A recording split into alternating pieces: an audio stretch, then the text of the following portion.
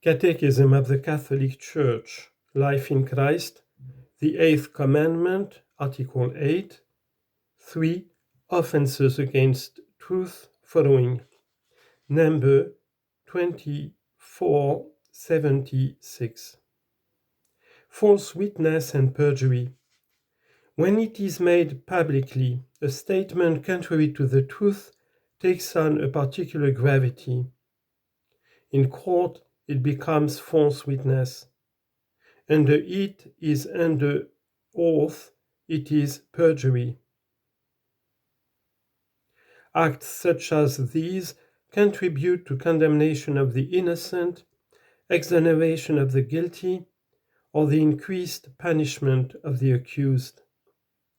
They gravely compromise the exercise of justice and the fairness of judicial decisions. Respect for the reputation of persons forbids every attitude and word likely to cause them unjust injury. He becomes guilty of rash judgment who even tacitly assumes as true, without sufficient foundation, the moral fault of a neighbor. Of detraction who, without objectively valid reason, discloses another's faults and failings to persons who did not know them. Of calumny who, by remarks contrary to the truth, harms the reputation of others and gives occasion for false judgments concerning them.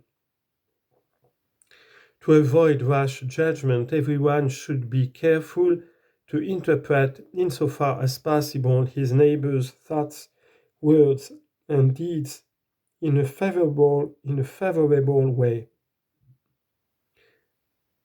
Quote from St. Ignatius of Loyola: "Every good Christian ought to be more ready to give a favorable interpretation of another statement than to condemn it.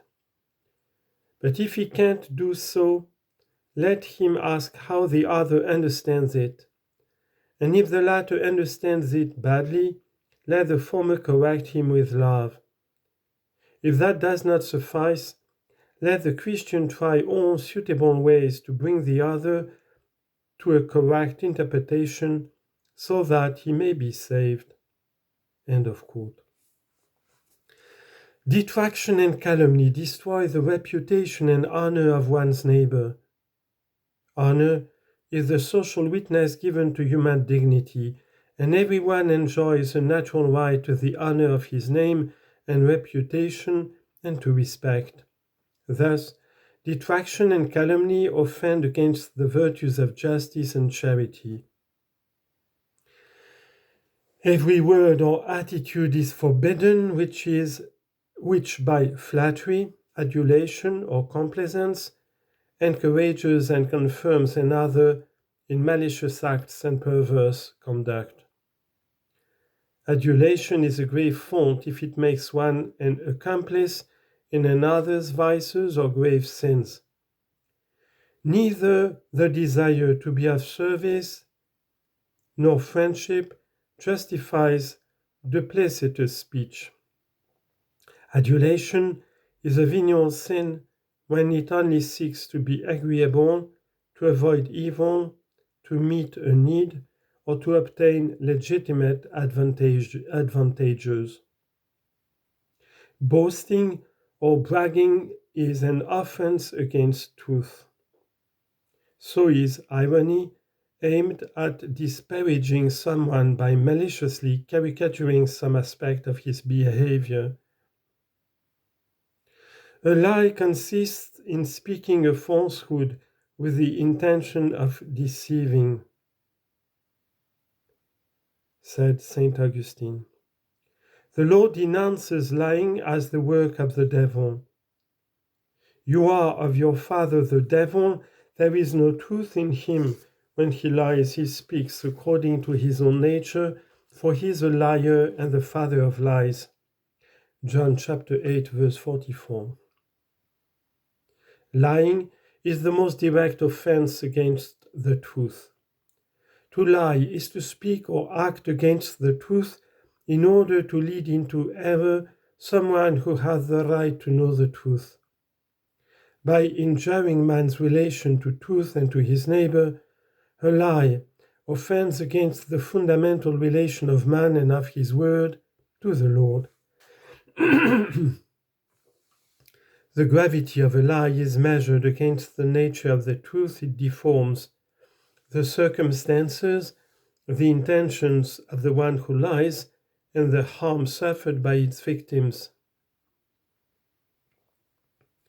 If a lie in itself only constitutes a venial sin, it becomes mortal when it does grave injury to the virtues of justice and charity. By its very nature, lying is to be condemned. It is a profanation of speech, whereas the purpose of speech is to communicate known truth to others. The deliberate intention of leading a neighbor into error by saying things contrary to the truth constitutes a failure in justice and charity. The culpability is greater when the intention of deceiving entails the risk of deadly consequences for those who are led astray. Since it violates the virtue of truthfulness, a lie does real violence to another. It affects his ability to know, which is a condition of every judgment and decision. It contains the seed of discord and all consequent evils. Lying is destructive of society, it undermines trust among men, and tears apart the fabric of social relationships. Every offense committed against justice and truth entails the duty of reparation, even if its author has been forgiven. When it is impossible publicly to make reparation for a wrong, it must be made secretly. If someone who has suffered harm can't be directly compensated, he must be given moral satisfaction in the name of charity. This duty of reparation also concerns offenses against another's reputation. This reparation, moral and sometimes material, must be evaluated in terms of the extent of the damage inflicted. It obliges in conscience. 4. Respect for the truth. The right to the communication of the truth is not unconditional. Everyone must conform his life to the gospel precept of fraternal love. This requires us, in concrete situations, to judge whether or not it is appropriate to reveal the truth to someone who asks for it. Charity and respect for the truth should dictate the response to every request for information or communication. The good and safety of others, respect for privacy, and the common good are sufficient reasons for being silent about what ought not to be known or for making use of a discreet language. The duty to avoid scandal often commands strict discretion. No one is bound to reveal the truth to someone who does not have the right to know it. The secret of the sacrament of reconciliation is sacred and can be violated under any pretext. The sacramental seal is inviolable. Therefore, it is a crime for a confessor in any way to betray a penitent by word or in any other manner or for any reason.